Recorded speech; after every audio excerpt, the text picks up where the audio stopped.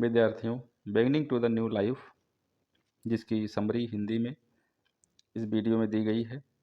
सारांश हिंदी में बताया गया है किस तरह से डेविड कॉपरफील्ड नाम का एक बालक जो असमय व अनाथ हो जाता है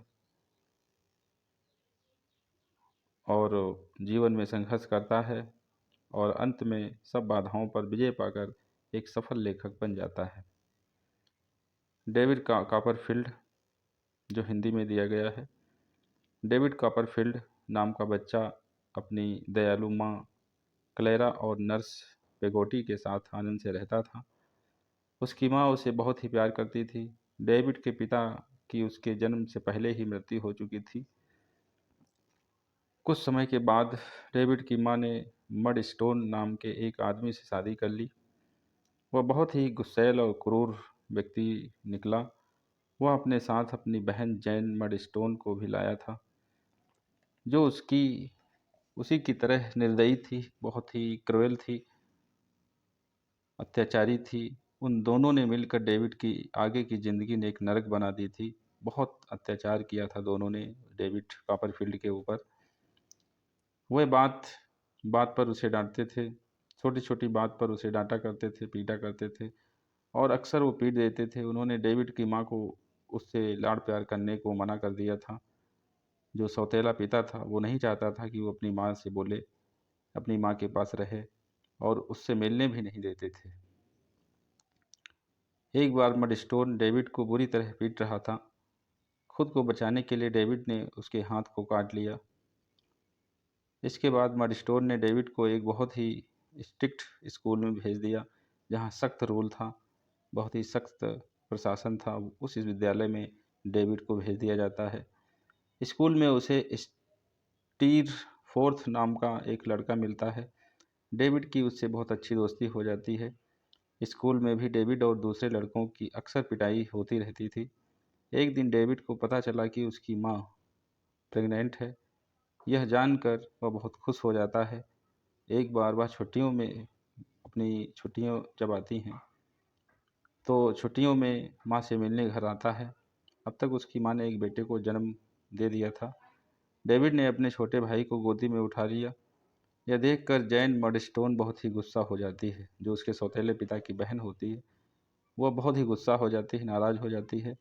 वह गुस्से से डेविड को डांटती है और कहती है कि कभी कभी भी इस बच्चे को गोदी में ना उठाए और ना ही उसके साथ खेले। इसके बाद डेविड दोबारा अपने स्कूल चला जाता है। वहाँ वह मन लगाकर पढ़ाई करने की कोशिश करता है, लेकिन वहाँ पढ़ाई बिल्कुल भी अच्छी नहीं थी और सारे टीचर बच्चों को बहुत पीटा करते थे, बिना वजह पीटा करते थे, ऐसा लेखक ने बताया है। जब डेविड 9 साल का हो गया तो एक दिन हेडमास्टर ने उसे बुलाया और कहा कि तुम्हारी माँ और छोटा भाई दोनों की मृत्यु हो गई है। यह सुनकर डेविड दुख के सागर में डूब जाता है। वह बिल्कुल अनाथ हो जाता है, क्योंकि पिता और माता दोनों उसके समाप्त हो जाते हैं। फिर डेविड माँ की फनल के लिए घर जाता है, उसकी दाह संस्कार के लिए, अंतिम संस्कार के लिए घर जाता है। मडस्टोन अनाथ हो चुके डेविड को जरा भी पसंद नहीं करता था। जो सौतेला पिता था वो बिल्कुल उसे पसंद नहीं करता था और वह उसे काम करने के लिए अपनी बोतल बनाने की फैक्ट्री में भेज देता है। फैक्ट्री में डेविड की ज़िंदगी और भी बदतर हो गई और भी बुरी तरीके से उसके साथ व्यवहार किया गया। उसे दिन भर मजदूरी करनी पड़ती थी और बहुत कम पैसे मिलते थे। मैकावर नाम का एक जो क्लर्क था, उसके पैसों में भी घोटाला करता रहता था। किसी तरह डेविड फैक्ट्री में 1 साल बिताता है। एक दिन उसे पता चलता है कि उसके पिता की एक बहन भी थी, यानी उसकी सगी बुआ, जिसका नाम मिस बेट्सी था। एक दिन वह फैक्ट्री से भाग जाता है और मीलों पैदल चलकर बेट्सी के घर पहुंच जाता है। बेट्सी बहुत गर्ममिजाज थी। शुरू में वह डेविड को ज़्यादा पसंद नहीं करती है, लेकिन उसे अपने घर पर रहने देती है।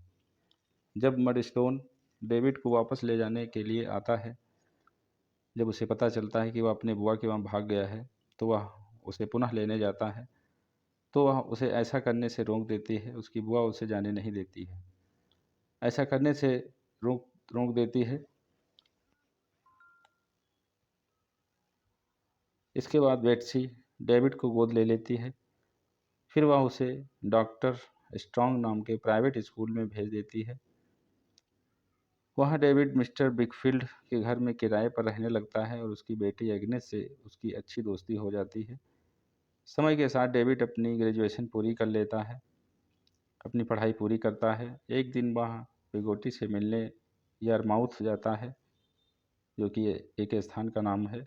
वह अपने भाई और उसकी गोद ली बेटी इमली के साथ रहती थी। वहाँ डेविड को स्कूल का दोस्त स्टीव फोर्थ भी मिलता है।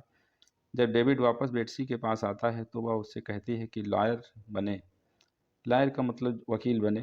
वकील बनने के लिए उसे कहा जाता है। फिर डेविड लंदन चला जाता है और वहाँ स्पेनलो एंड जॉर्किंस नाम की लॉ फर्म को ज्वाइन कर लेता है, जहाँ पर वकील बनने की ट्रेनिंग होती है। एक दिन मिस्टर स्पेनलो डेविड को अपने घर खाने पर बुलाते हैं। वहाँ डेविड उनकी बेटी डोरा से मिलता है।